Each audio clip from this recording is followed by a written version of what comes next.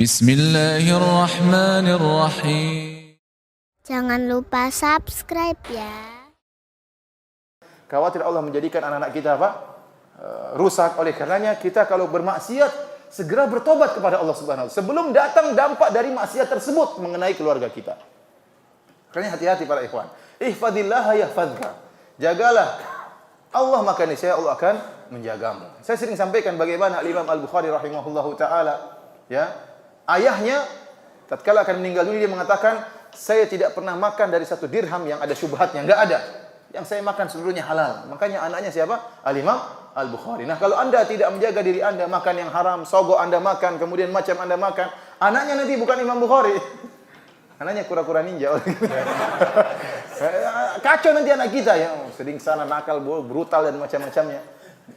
Jaga diri kita, maka jangan egois. Saya sering sampaikan, jangan egois Anda melampiaskan syahwat Anda, melampiaskan kehendak Anda, karena korbannya adalah anak dan istri. Korbannya adalah anak, istri. Kalau Anda ingin bermaksiat, ingat anak istri. Mungkin kalau Anda pikir Anda diri sendiri Anda nekat, biarlah saya kan yang masuk neraka bukan anak-anak. Tidak, tapi kasihan. Bahwasanya dampak maksiat tersebut bisa mengenai anak-anak dan dan istri kita. Baik para hadirin yang dirahmati Allah Subhanahu wa taala, ya. Demikian juga Allah Subhanahu wa taala menjaga harta kita. Barang siapa yang membayar zakat, bersedekah, ya, hartanya dijaga oleh Allah Subhanahu wa taala. Terhindarkan dari musibah. Saya pernah dengar di suatu radio di Idaatul Quran di Saudi Arabia tentang kisah seorang hakim. Itu ada musibah petir menimpa sebagian para peternak, ya. Sehingga banyak unta-unta yang meninggal kena petir dan kambing-kambing banyak kena petir.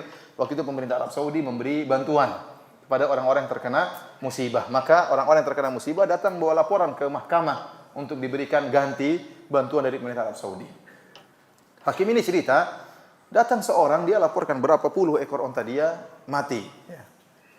Dan hakim tersebut memberi buktinya lengkap, kemudian dia kasih bantuan dari pemerintah. Dia mengatakan, jangan-jangan kau tidak bayar zakat. Maka terdiamlah orang tersebut.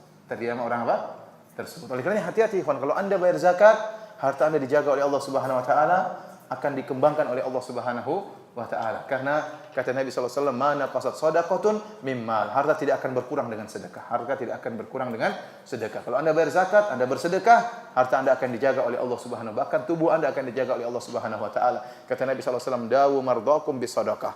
Sembuhkanlah orang-orang sakit di antara kalian dengan bersedekah. Apalagi Anda sendiri suka bersedekah, ya, akan dijaga oleh Allah Subhanahu wa taala.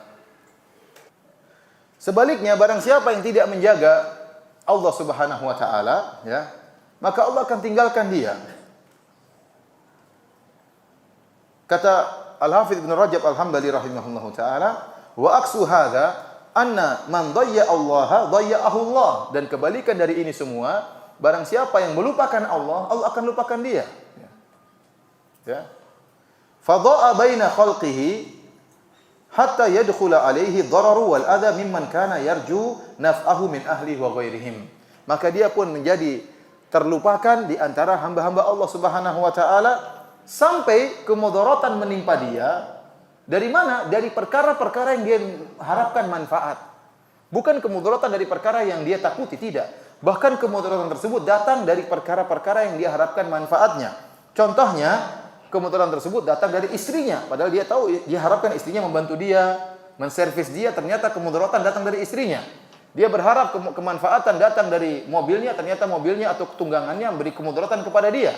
Jadi maksudnya kata Ibnu Rajab, sampai kemudaratan tersebut gara-gara dia tidak menjaga Allah datang dari hal-hal yang dia harapkan manfaatnya. Oleh karenanya sebagian salaf berkata, "Innila a'sillaha fa'arifu dzalika fi khuluqi khadimi wadabati."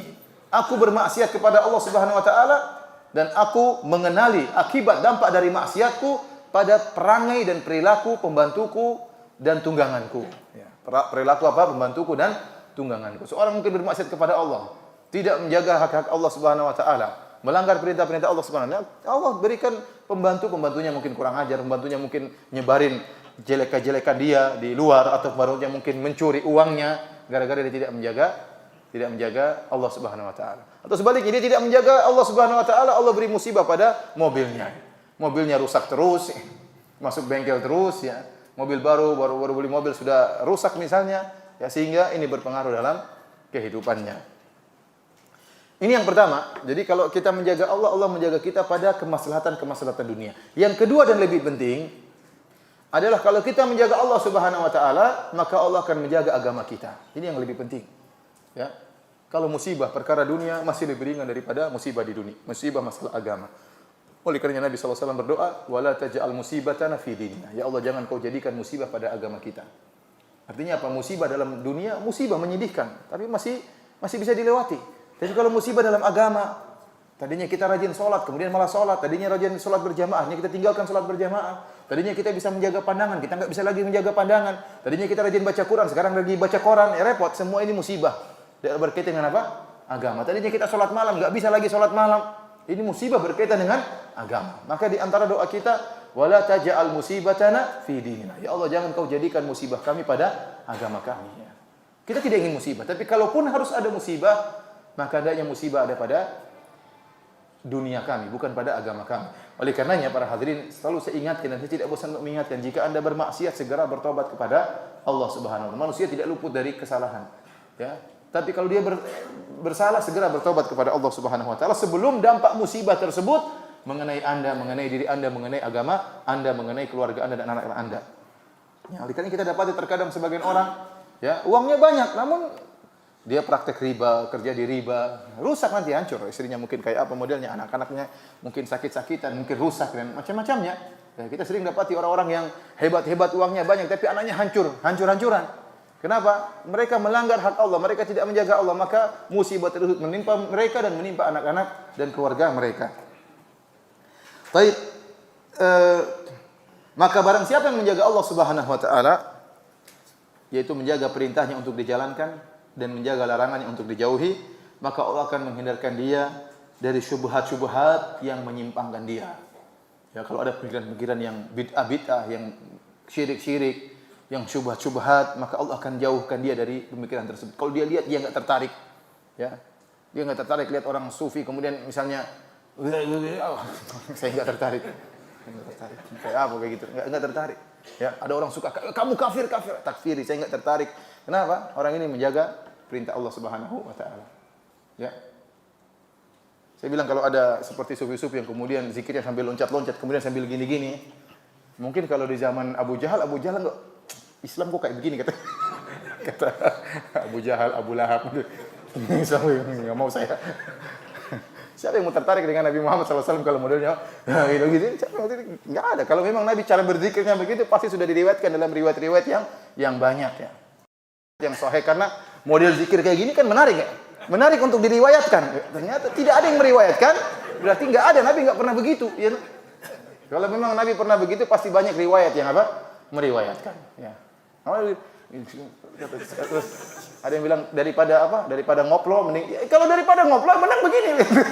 Tapi jangan dibandingkan dengan ngoplo dan macam-macamnya. Kita bilang benar enggak itu dari syariat seperti itu? Apakah Nabi pernah mengajarkan demikian? Ya, jangan ciptakan cara ibadah dengan cara sendiri. Jadi barang saya menjaga Allah, Allah akan menjauhkan dia dari hal-hal yang syubhat-syubhat pemikiran yang menyesatkan, akan dijauhi oleh Allah Subhanahu wa taala.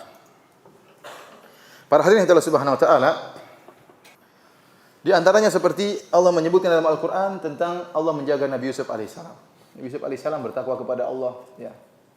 Bersabar tatkala dilempar oleh kakak-kakaknya dalam sumur, ya. Bersabar. Ya. Menjaga hatinya meskipun dizolimi oleh kakaknya. Kemudian tatkala di penjara tetap beribadah kepada Allah Subhanahu wa taala, ya. Dia beribadah kepada Allah Subhanahu wa taala di masa mudanya sampai tatkala dia diuji dengan ujian yang berat, tatkala dirayu oleh Zulaikha dengan rayuan yang luar biasa, maka Allah menyelamatkan Nabi Yusuf alaihissalam. Allah mengatakan, "Kadzalika linasrifa anhu as-su'a wal fahsya, innahu min ibadinal mukhlasin." Dan demikianlah kami palingkan dia dari keburukan dan perbuatan keji. Kenapa? Kata Allah, "Innahu min ibadinal mukhlasin." Karena dia adalah dari hamba-hambaku yang terpilih. Dalam riwayat, dalam qiraah yang lain, "Innahu min ibadinal mukhlasin." Dia termasuk dari hamba-hambaku yang ikhlas. Oleh karenanya, jika Anda ikhlas dalam beribadah, maka tatkala Anda diuji dengan ujian-ujian berat, Anda bisa lolos. Kenapa? Karena Anda menjaga perintah Allah dan menjauhi larangan Allah Subhanahu wa taala. Siapa yang bisa bertahan dengan ujian yang dihadapi oleh Nabi Yusuf alaihissalam? Ini ujian yang sangat berat. Dan laki kalau sudah diuji dengan wanita, dia pasti KO kecuali yang diselamatkan oleh Allah Subhanahu wa taala. Mau badannya tegar kayak apa, mau badannya kekar kayak apa, kalau sudah dikerling oleh seorang wanita pasti apa? KO, ya, pasti KO. Demikian juga wanita kalau digoda oleh laki sudah.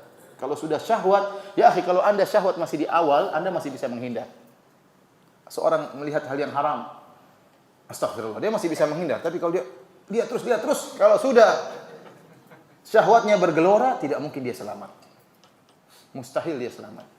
Lihat bagaimana wanita-wanita yang tatkala mereka melihat tampannya Nabi Yusuf, syahwat mereka sudah bergelora. Kata Allah, wa qatta'na aydiyahunna. Mereka pun motong-motong tangan-tangan mereka, tidak sadar kenapa syahwat sudah bergelora, sudah terlanjur. Ya. Makanya kalau ada akhwat yang kirim fotonya sama Anda, segera hapus meskipun sudah kelihatan. Astagfirullah, hapus. Tapi kalau Anda kemudian simpan, Anda lihat lagi, kirim lagi dong, sudah bergelora syahwat Anda sudah. Pikiran Anda, saya tidak peduli dengan istri, tidak peduli dengan anak, yang penting bagaimana saya bisa memuaskan syahwat. Itu yang bahaya. Jadi syahwat kalau di awal masih bisa kita kalahkan. Tapi kalau sudah bergelora, mustahil Anda kalahkan, mustahil. Kenapa? Kata orang, kalau seorang syahwatnya sudah bergelora, seorang laki-laki syahwatnya bergelora, 3/4 otaknya sudah hilang. Boleh saya katakan hilang semua otaknya. Oleh karenanya para hadirin, ya, kecuali kalau Allah tolong, kecuali kalau Allah tolong baru bisa. Ada orang seperti itu Allah tolong. Tatkala di saat-saat yang gawat, Allah menolong dia. Sudah azan ya? Kurang menit lagi. Baik para hadirin yang dirahmati Allah Subhanahu wa taala, makanya Nabi Yusuf alaihissalam karena kesolehannya Allah pun menyelamatkan dia. Allah jaga agamanya. Allah jaga agamanya agar dia tidak terjebak dalam perbuatan yang keji, ya. Kemudian kata Ibnu Mas'ud radhiyallahu anhu,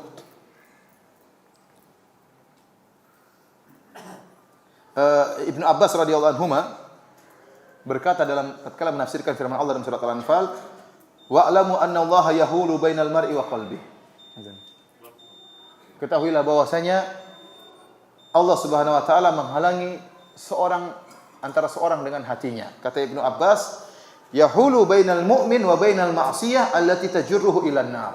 Allah menghalangi dia, seorang mukmin, dari hatinya, menghalangi hatinya dari maksiat yang mengantarkan dia kepada neraka jahanam. Ada orang ingin bermaksiat gagal terus. Kenapa Allah jaga dia? Allah tahu dia sedang lemah. Tapi sebelumnya dia bertakwa kepada Allah Subhanahu wa taala, ya. Maka dia mau temu lagi cewek tersebut, sudah kehapus SMS-nya. Nomor HP-nya hilang, enggak bisa ketemu lagi, ya sudah. Berarti Allah tolong Anda. Saat itu Anda sedang lemah. Allah tahu dia sedang lemah. Tapi Allah lihat sebelumnya dia pernah baik, dia pernah soleh. Maka Allah jaga dia. Sehingga dia mau bermaksiat gagal-gagal terus, enggak bisa. Ya. Dia mau cari uang korupsi, enggak ada yang kasih uang korupsi sama dia. Gagal terus maksiat yang dia lakukan. Dan ini kenikmatan dari Allah Subhanahu wa ta'ala. Dia buka internet, dia mau buka macam-macam, keblokir terus. Dia enggak tahu cara buka blokir tersebut. Allah jaga dia. Karena ada di mana masa-masa seorang mukmin sedang jatuh imannya. Kalau dia tidak soleh kepada Allah sebelumnya, maka dia akan terjerumus dalam maksiat tersebut. Tapi karena dia pernah soleh sebelumnya, maka Allah jaga dia sehingga dia tidak terjerumus dalam maksiat tersebut. Ibnu Mas'ud radhiyallahu anhu berkata, innal abda la yahummu bil amri minat tijarah wal imarati hatta yuyassar lahu. Sungguh seorang hamba benar-benar berkeinginan, ya, tentang urusan perdagangan atau tentang urusan kekuasaan. Dia ingin menjadi pedagang sukses, dia ingin menjadi penguasa, ingin mendapatkan kedudukan, jabatan. Dia ingin agar itu dimudahkan baginya. Fayanzurullahu ilaihi, maka Allah pun melihat hambanya tersebut. Fayaqulu lil malaikati, kemudian Allah berkata kepada para malaikat, isrufuhu anhu, jauhkan perdagangan tersebut dan jauhkan jabatan tersebut dari hambaku ini. Fa inni in yassartuhu lahu adkhaltuhu nar. Kalau saya mudahkan perdagangan tersebut buat dia dan saya mudahkan dia mendapatkan jabatan tersebut, maka dia akan masuk neraka. Fa yasrifuhullahu anhu, maka Allah pun memalingkan jabatan dan perdagangan tersebut darinya. Fa yadhallu yatatayyaru yaqul sabaqani fulan, maka dia pun menyesal, dia mengatakan si fulan telah mengalahkan saya, perdagangannya laku, ya. Dahani fulan wa ma huwa illa fadlullah, dia mengatakan si fulan telah menjadi pejabat sedangkan aku tidak, ya. Dia tidak tahu ternyata itu karunia dari Allah Subhanahu wa taala. Kenapa? Karena dia menjaga Allah Subhanahu wa taala. Harusnya dia menjadi pedagang besar, Allah tahu kalau dia jadi pedagang orang ini akan rusak. Kalau dia jadi pejabat Allah akan rusak orang ini. Maka Allah palingkan dia, tidak pantas dia menjadi pedagang besar, tidak pantas dia menjadi pejabat. Padahal dia tidak tahu kalau itu karunia dari Allah. Maka dia pun menyesal, dia mengatakan, kenapa si fulan lebih kaya? Kenapa si fulan berhasil berdagang, saya tidak? Kenapa si fulan mengalahkan saya, dia menjadi pejabat, saya tidak? Dia tidak tahu semua itu adalah karunia dari Allah Subhanahu wa taala. Oleh karenanya At-Tabrani meriwayatkan dari hadis Anas dari Nabi sallallahu alaihi wasallam. Hadis ini hadis riwayat yang lemah tetapi maknanya benar. Yaqulullah azza wa jalla, Allah berfirman dalam hadis qudsi, "Inna min ibadi man la yusluhu imanahu man la yuslihu imanahu illa al-faqr." Di antara hamba-hambaku ada orang yang tidak bisa memperbaiki imannya kecuali kemiskinan. Dia kalau miskin baru dia baik. Wa in basattu alaihi afsadahu dzalik. Kalau saya lapangkan rezeki kepada dia, dia jadi orang kaya, dia akan rusak. Wa inna min ibadi man la yuslihu imanahu illa al-ghina. Dan di antara hamba-hambaku ada yang tidak bisa menguatkan imannya kecuali kekayaan. Wala afqartuhu la afsadahu dzalik. Kalau saya menjadikan dia miskin, dia akan rusak. Jadikan miskin, dia mencuri, merampok dan macam-macam. Jadi Allah tahu ini si fulan cocok jadi orang miskin, si fulan cocok jadi orang kaya. Antum senang cocok jadi apa? Kemudian wa inna min ibadi man la yuslihu imanuhu illa sihha. Di antara hamba-hambaku ada orang yang tidak bisa menguatkan imannya, memperbaiki imannya kecuali kalau dalam kondisi sehat. Walau asqamtuhu la afsadahu dzalik. Kalau saya menjadikan dia sakit, dia akan rusak. Mungkin dia protes dengan takdir Allah Subhanahu wa taala, mungkin dia mencaci maki Allah Subhanahu wa taala, maka Allah buat dia sehat. Wa inna min ibadi man la yuslihu imanahu illa saqam. Dan di antara hamba-hambaku ada yang tidak bisa memperbaiki imannya kecuali sakit. Walau ashahtuhu la afsadahu dzalik. Kalau saya menjadikan dia orang yang sehat, akan rusak imannya. Ya, kalau dia sakit dia tidak bisa macam-macam ya. Dia bersabar ya, kemudian dia baik baca Quran kerjaannya, kenapa lagi sakit? Kalau dia sehat, rusak dia, main ke sana, main ke sini bermaksiat dan macam-macamnya. Allah lebih tahu akan hal tersebut. Bahkan Allah mengatakan, "Wa inna min ibadi man yatlubu baban minal ibadah." Di antara hambaku ada yang minta salah satu pintu dari pintu-pintu ibadah. Misalnya dia berkata, "Ya Allah, jadikanlah aku orang yang pandai bersedekah. Ya Allah, jadikanlah aku seorang yang bisa puasa sunnah terus ya Allah. Ya Allah, jadikanlah aku seorang dai misalnya. Ya Allah, mudahkanlah aku hafal Quran misalnya." Fa akufuhu anhu. Saya pun menghalangi dia daripada pintu ibadah tersebut. Likaila yudkhiluhul ujub, agar dia tidak tertimpa penyakit ujub. Ya, kalau dia ternyata jadi seorang dai, dia jadi ujub, sudah enggak usah jadi dai, jadi pendengar saja ya, kata Allah Subhanahu wa taala. Kalau jadi dai nanti repot, disombong, jadi ujub, merendahkan orang lain, tidak pantas jadi dai. Padahal dia sudah berdoa, sudah masuk pondok enggak jadi dai juga. Akhirnya jadi pedagang ya. Ada orang seperti itu ya. Mau pondok belajar, intinya jurusan perdagangan ya. Jadi pedagang. Allah tahu lebih pantas jadi apa? Pedagang. Dia jadi donatur, tidak pantas jadi dai. Mungkin kalau jadi dai maunya menang sendiri, maunya jadi otoriter, mau ngomong tidak boleh nasihati, repot orang jadi dai seperti ini. Maunya menang sendiri, maunya otoriter, tidak mendengar masukan orang lain, ujub dan sombong merendahkan orang lain, maka tidak pantas jadi dai. Allah bilang, "Ha, ini sudah jadi pedagang aja, enggak usah jadi dai." Oleh karena para hadirin Allah Subhanahu wa taala, seorang berhusnudzon kepada Allah jika dia sudah bertakwa kepada Allah, yakinlah apa yang Allah putuskan bagi dia itu yang terbaik. Kemudian Rasulullah SAW bersabda, ulangi lagi, "Ihfazillaha tajidhu tujahaka." Kita lanjutkan wasiat Nabi kepada Ibnu Abbas. Wahai Ibnu Abbas, ihfazillah, jagalah Allah. Sama maknanya seperti awal, jagalah perintah Allah dengan melaksanakannya, jagalah larangan Allah dengan menjauhinya. Tajidhu tujahaka, kau akan dapati Allah di hadapanmu. Dalam riwayat amamaka, di hadapanmu. Maknanya barang siapa yang perhatikan hak Allah Subhanahu wa taala, Allah akan menyertai dia. Di depannya artinya bersama, tidak jauh-jauh, Allah di hadapanmu. Berarti Allah akan bersamamu dalam setiap kondisi. Allah akan bersamamu dengan ma'iyah khassah, dengan kesamaan yang khusus spesial, yaitu Allah akan menolongmu. Ya, seperti dan ini seperti perkataan Allah kepada Nabi Musa dan Nabi Harun. Ya, Nabi Musa dan Nabi Harun ya mengatakan, "Ya Allah, kami takut diutus kepada Firaun. An yafruta alaina aw ayatgha." Ya Allah, kami takut pergi ke Firaun. Nabi Musa disuruh berdakwah ke Firaun, Nabi Musa takut. Nabi Harun juga apa? Takut karena Firaun orangnya besar, tinggi besar, hebat, punya anak buah yang banyak, orangnya memiliki karismatik ya, pintar ngomong. Nabi Musa, Nabi Harun ketakutan. Kami takut wahai Allah bahwasanya Firaun ya akan melakukan pelanggaran kepada kami dan melakukan kezaliman kepada kami. Maka Allah mengatakan, La takhafa innani ma'akuma asma'u wa ara. Jangan kalian berdua takut, sungguhnya aku bersama kalian. Aku mendengar dan aku melihat apa yang kalian lakukan. Ya, seperti oleh karena Nabi Musa diajari oleh Allah bahwasanya Allah bersamamu dalam kondisi apapun, Allah bersamamu. Setelah itu jadilah Nabi Musa berani. Ya. Oleh karena tatkala Nabi Musa alaihissalam terjebak, tatkala dikejar oleh bala tentara Fir'aun, di hadapan dia ada Laut Merah, sementara di belakang dia ada pasukan Fir'aun. Kata Allah, "Falamma tara al-jam'ani qala ashabu Musa inna lamudrakun." Tatkala dua pasukan sudah saling melihat, rombongannya Musa dan rombongannya Fir'aun sudah akan mengejar Musa dan Musa di hadapannya Laut Merah, maka sebagian pengikut Nabi Musa mengatakan inna lamudrakun, kita bakalan ketangkap. Nabi Musa membantah, kata Nabi Musa, "Kalla, tidak akan ketangkap kita. Inna ma'iya rabbi, Allah bersamaku. Sayahdin, dia akan beri jalan keluar bagi kita. Dia akan beri petunjuk kepada kita." Maka Nabi Musa yakin bahwasanya orang yang bertakwa kepada Allah, Allah akan senantiasa menyertainya, yaitu Allah akan beri pertolongan kepada dia. Maka jika Anda menjaga perintah Allah, menjauhi larangan Allah Subhanahu wa taala, Allah pasti akan menolong Anda dan Allah akan senantiasa bersama Anda. Sebagaimana tatkala Nabi Muhammad SAW bersama Abu Bakar di dalam goa, ya, dalam goa Jabal Thawr, ya, tatkala kisah hijrah Nabi SAW, mereka berdua sembunyi dalam gua selama 3 hari, maka Nabi Muhammad SAW sudah berusaha dan Nabi Bakar sudah berusaha agar jejak mereka tidak ketahuan. Oleh karenanya harusnya kalau dari Mekah menuju ke kota Madinah, harusnya menuju ke arah utara. Madinah itu utaranya kota Mekah. Namun Nabi dalam rangka menghilangkan jejak, Nabi ke selatan terlebih dahulu. Semakin menjauhi kota apa?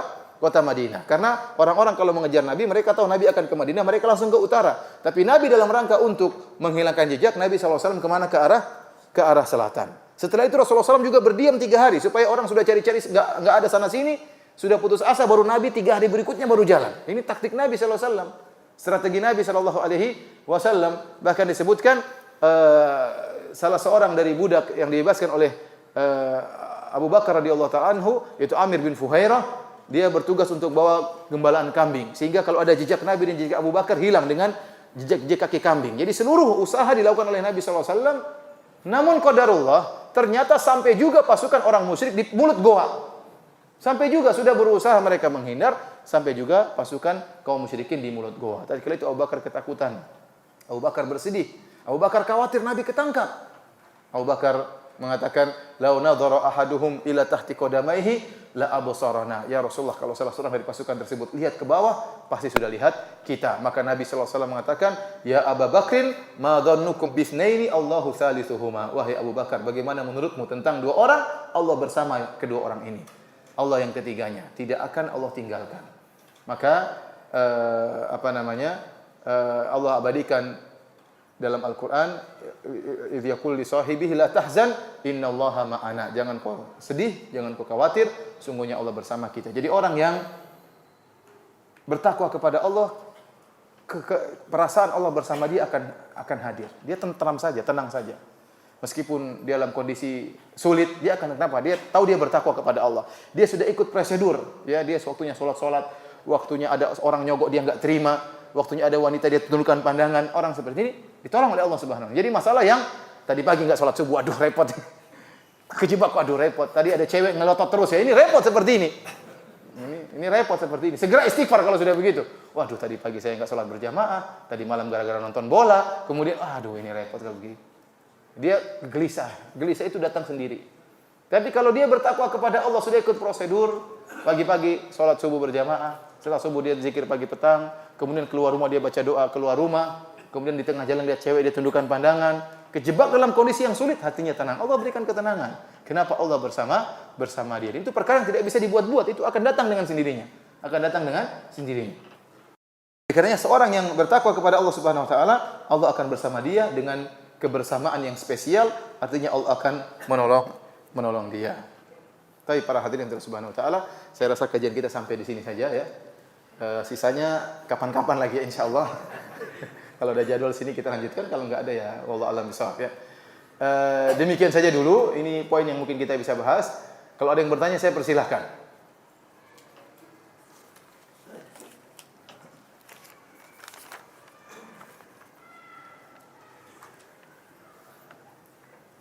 Sikap apa yang harus saya lakukan jika mempunyai tetangga yang tidak mau melakukan sholat di masjid? Padahal sebelah rumahnya adalah masjid tempat kami sholat. Mohon nasihatnya. Kita kunjungi, ajak ngobrol, ya, dakwahi pelan-pelan. Kalau bisa ngajak main ke rumah atau kirim hadiah makanan, ya. Kirim kue ke rumahnya, lama-lama ketemu, lama-lama ajak ke masjid. Ada pun datang, kamu kenapa nggak ke masjid kamu? Tetangga masjid nggak ke masjid, kayak orang kafir aja. Ya repot gitu. Kayak orang munafik, ya enggak bisa kalau gitu. Kamu tahu enggak di zaman Nabi orang tidak ke masjid itu orang munafik. Apalagi tetangga masjid. Ini lebih munafik dari zaman munafiknya Nabi. Wah, repot seperti itu. Rusak kalau begitu dakwah ya.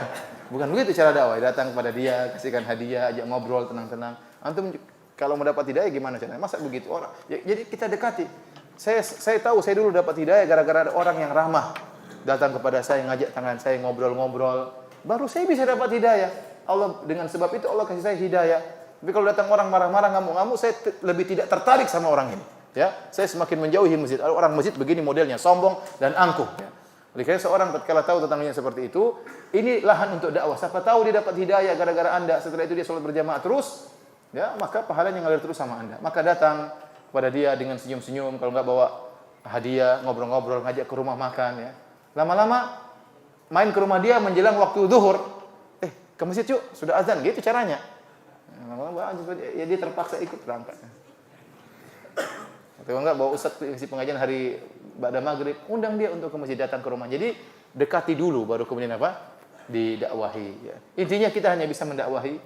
Dia tidak mau, kalau tidak mau ke masjid bukan urusan kita. Yang penting Anda sudah berusaha mendakwahi. Berhasil atau tidak berhasil, pahala terus mengalir. Anda sudah dapat apa? Pahala. Karena Anda sudah berdakwah.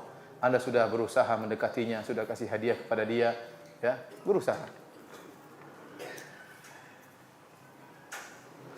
Sikap apa yang harus dilakukan jika melihat kemusyrikan di hadapan mata sementara kita tidak berdaya karena jumlah yang sedikit?